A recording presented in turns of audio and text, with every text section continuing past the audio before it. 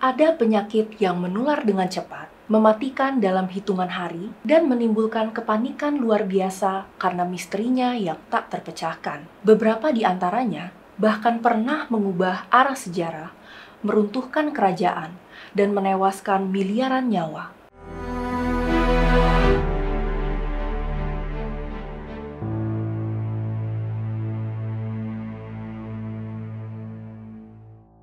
Halo sahabat TB, selamat datang di Ensiklopedi TB. Di episode Ensiklopedi TB kali ini, kita akan membahas 6 penyakit menular paling mematikan dalam sejarah umat manusia. Bukan untuk menakut-nakuti, tapi untuk memahami sejarah kelam dan bagaimana manusia bisa bertahan, bangkit, dan terus melawan. Apa saja penyakit itu? Apakah tuberkulosis termasuk? Yuk, simak dalam Ensiklopedi TB episode 8, 6 penyakit menular paling mematikan dalam sejarah. HIV/AIDS. Awal 1980-an, dunia dikejutkan oleh kemunculan penyakit misterius. Ratusan orang mengalami kerusakan sistem kekebalan tubuh secara drastis. Tubuh mereka tidak lagi mampu melawan infeksi yang ringan sekalipun, dan banyak yang akhirnya meninggal dunia tanpa diketahui penyebab pastinya. Tahun 1981, tercatat lebih dari 300 kasus serupa dengan 130 kematian. Dunia medis pun gempar dan mencari tahu apa sebenarnya yang sedang terjadi. 2 tahun kemudian, tepatnya pada tahun 1983, ilmuwan asal Prancis, Dr. François Barsignosi, berhasil mengisolasi virus baru yang diduga jadi penyakit kondisi ini. Namanya HIV, Human Immunodeficiency Virus. Sejak saat itu, satu persatu teka-teki mulai terjawab. HIV menyerang sel CD4, bagian penting dari sistem kekebalan tubuh. Akibatnya, tubuh menjadi rentan terhadap berbagai infeksi. Jika tidak ditangani, HIV akan berkembang menjadi AIDS, Acquired Immunodeficiency Syndrome, yaitu kondisi di mana tubuh benar-benar kehilangan kemampuan bertahan melawan penyakit.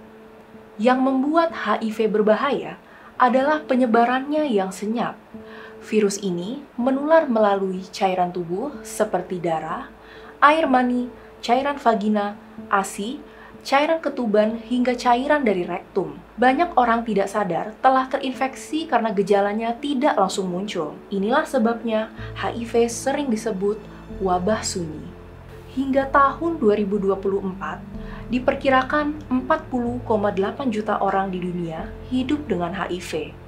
Dalam 1 tahun terakhir saja, tercatat 1,3 juta kasus baru dan 630.000 kematian. Totalnya, HIV telah menyebabkan lebih dari 44 juta kematian sejak pertama kali ditemukan. Wilayah yang paling terdampak adalah Afrika bagian timur dan selatan, menyumbang lebih dari 50% kasus global. Di Indonesia sendiri, pada tahun 2023, terdapat lebih dari 500.000 orang dengan kasus HIV. Tapi, angka ini kemungkinan masih lebih kecil dari yang sebenarnya, karena banyak orang tidak menyadari dirinya terinfeksi. Tes HIV belum menjadi keharusan, dan stigma masih sangat kuat. Banyak yang takut untuk diperiksa, takut dikucilkan, dan akhirnya memilih diam.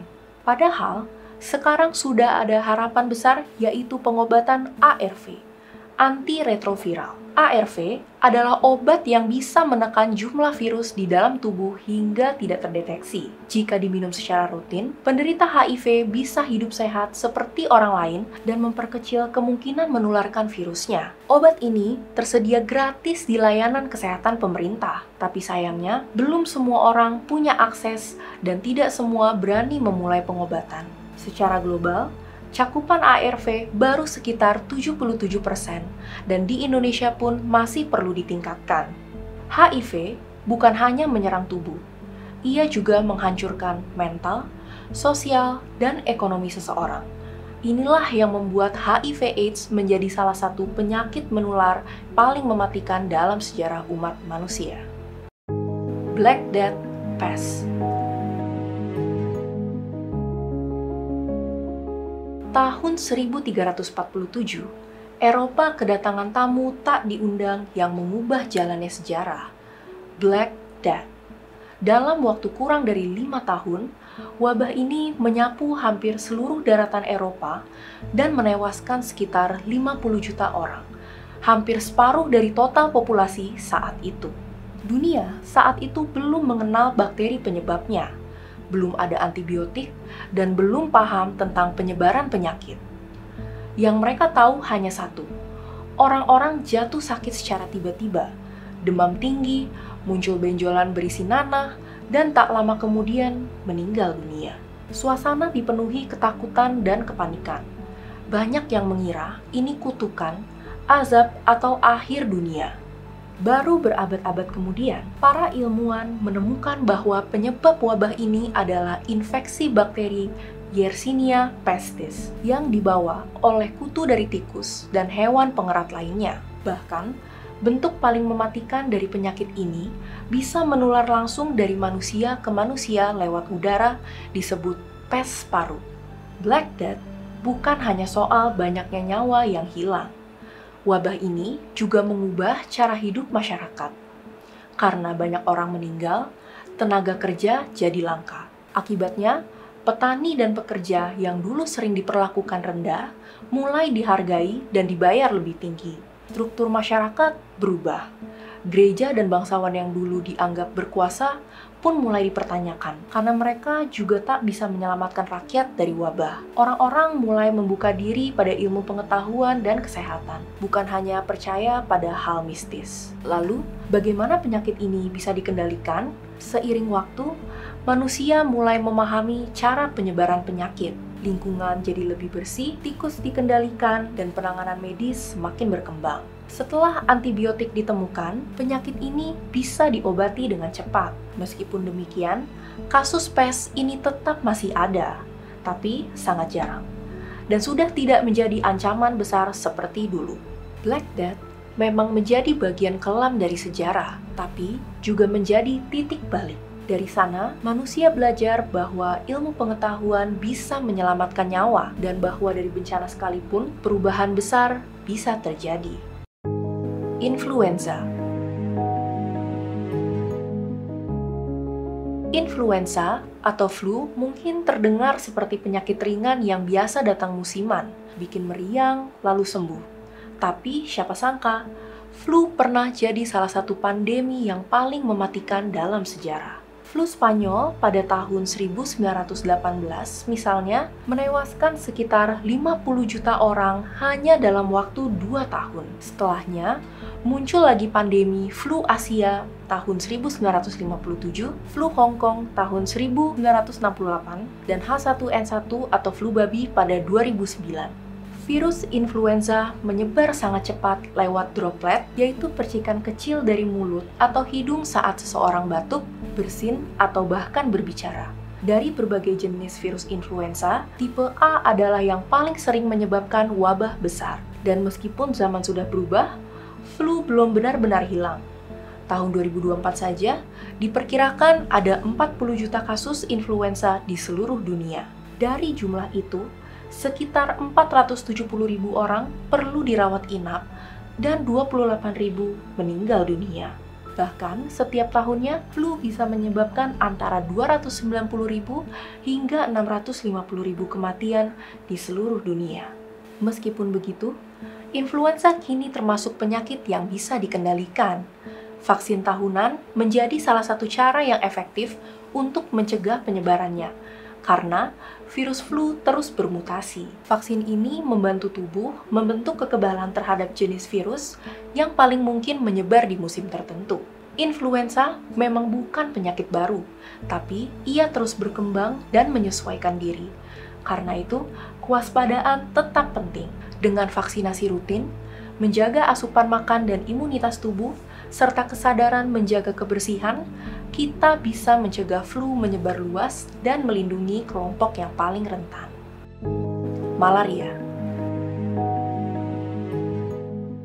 Malaria adalah penyakit lama yang sampai sekarang masih jadi ancaman nyata, terutama di daerah tropis. Penyakit ini sudah dikenal sejak ribuan tahun lalu, tapi baru pada tahun 1880, seorang dokter asal Prancis bernama Charles Louis Alphonse Lafrance berhasil menemukan penyebabnya. Parasit bernama Plasmodium yang menyerang sel darah merah. Parasit ini masuk ke tubuh manusia lewat gigitan nyamuk Anopheles betina yang terinfeksi. Setelah masuk, parasit akan berkembang biak di dalam darah dan menimbulkan gejala seperti demam tinggi, menggigil, nyeri otot, dan lemas. Kalau tidak diobati, malaria bisa merusak organ tubuh dan menyebabkan kematian terutama pada anak-anak dan ibu hamil. Sepanjang sejarah, malaria diperkirakan sudah membunuh miliaran orang. Bahkan, sejak tahun 2000 saja, tercatat lebih dari 12 juta kematian. Di tahun 2023, ada lebih dari 263 juta kasus malaria di seluruh dunia dan hampir 600.000 orang meninggal karenanya. Wilayah paling terdampak adalah Afrika Sub-Sahara yang menyumbang 94% kasus dan 95% kematian global akibat malaria. Di Indonesia sendiri, malaria masih jadi masalah di beberapa wilayah, terutama di bagian timur seperti Papua, Papua Barat, NTT, dan Maluku. Meskipun jumlah kasusnya jauh lebih kecil dibandingkan negara di Afrika, tantangannya tetap besar. Masih banyak daerah yang sulit dijangkau layanan kesehatan, sehingga pengobatan dan pencegahannya jadi terbatas. Tahun 2023, Indonesia mencatat lebih dari 400.000 kasus malaria dan Papua menyumbang lebih dari 80% dari jumlah tersebut. Sebenarnya, malaria bisa dicegah dan diobati. Ada obat anti-malaria, kelambu, insektisida, penyemprotan rumah, dan bahkan vaksin baru yang mulai digunakan di beberapa negara. Tapi masalahnya belum selesai. Parasitnya mulai kebal terhadap obat, dan nyamuknya juga makin tahan terhadap insektisida. Ini jadi tantangan baru yang perlu diwaspadai. Meskipun begitu, bukan berarti kita kalah. Kita sekarang tahu bagaimana cara mencegah, mendeteksi, dan mengobati malaria. Kuncinya ada di edukasi, akses layanan kesehatan, dan kolaborasi. Karena selama kita terus bergerak, malaria bukan musuh yang tak terkalahkan. Smallpox, cacar variola.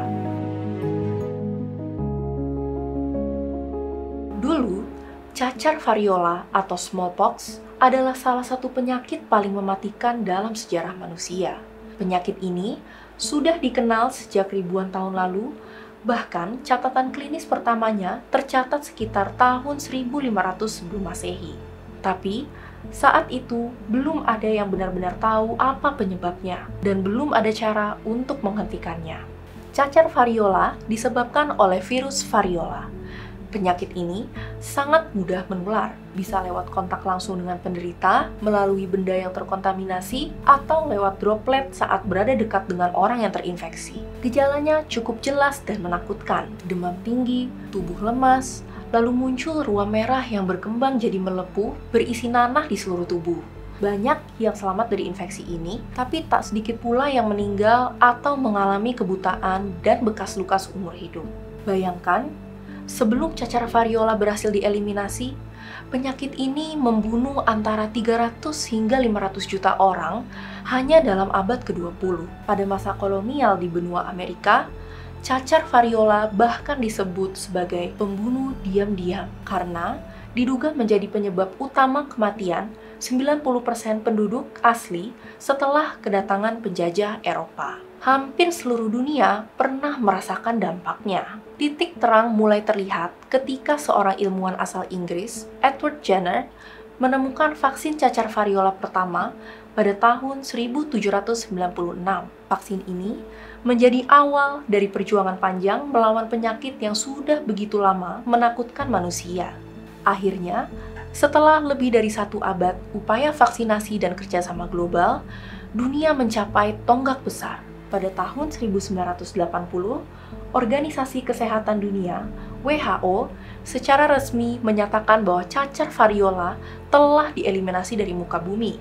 Tidak ada lagi kasus alami yang ditemukan. Kini, virus variola hanya tersimpan di 2 laboratorium yang diawasi ketat sebagai sampel riset. Cacar variola adalah bukti kuat bahwa vaksinasi bisa menyelamatkan dunia, bahwa kolaborasi global bisa mengalahkan ancaman besar kesehatan masyarakat, dan bahwa harapan selalu ada selama kita bersatu melawannya.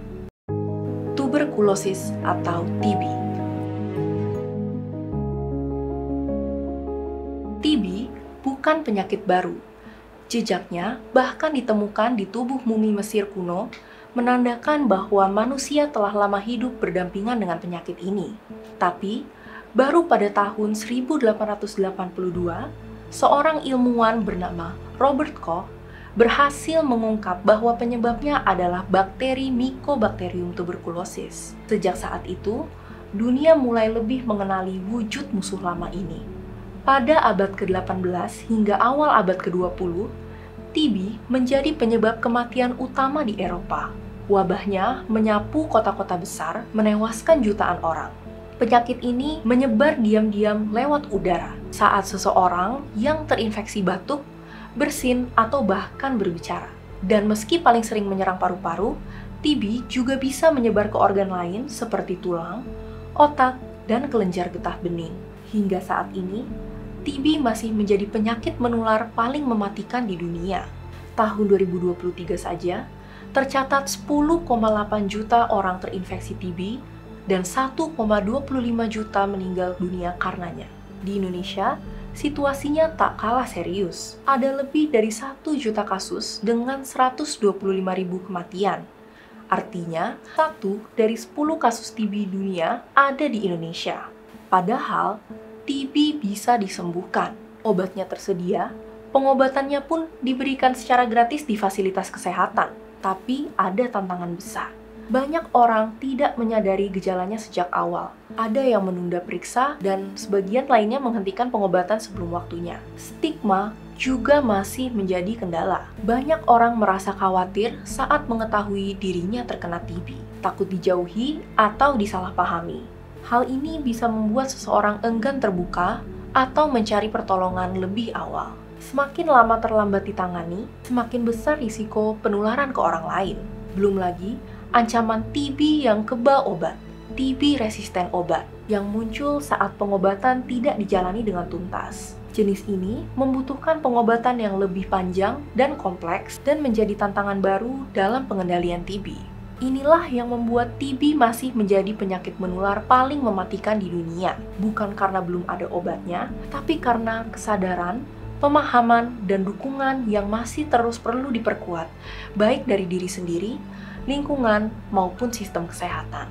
Sejarah menunjukkan bahwa penyakit menular telah mengubah arah peradaban manusia, bukan hanya lewat angka kematian, tapi juga lewat kisah kehilangan, ketakutan, dan perjuangan yang sering tak terlihat. Tapi, satu hal yang pasti, kita terus belajar, terus mencari cara, dan terus berusaha agar tidak ada lagi nyawa yang hilang sia-sia. Kita pernah melihat dunia bersatu mengalahkan cacar variola. Hari ini, kita masih berhadapan dengan HIV dan TB. Tapi, harapan itu masih ada. Karena ilmu terus berkembang dan kita tidak lagi sendirian. Masalah terbesar kadang bukan hanya pada penyakitnya, tapi pada cara kita menyikapinya. Masih ada orang yang takut untuk bicara karena takut dihakimi. Masih banyak yang terlambat berobat karena merasa malu atau tidak tahu harus mulai dari mana. Disinilah peran kita semua. Dengan saling peduli, saling menguatkan, dan menyebarkan informasi yang benar, kita bisa ubah cerita ini jadi lebih baik. Yuk, bantu sebarkan pengetahuan ini, mulai dari share video ini atau ngobrolin topik ini ke orang terdekat. Karena ketika lebih banyak orang tahu, makin banyak pula yang bisa kita selamatkan. Punya ide atau topik ensiklopedia TB selanjutnya? Tulis aja di kolom komentar. Sampai jumpa di video berikutnya. TB TV, take action, no discrimination.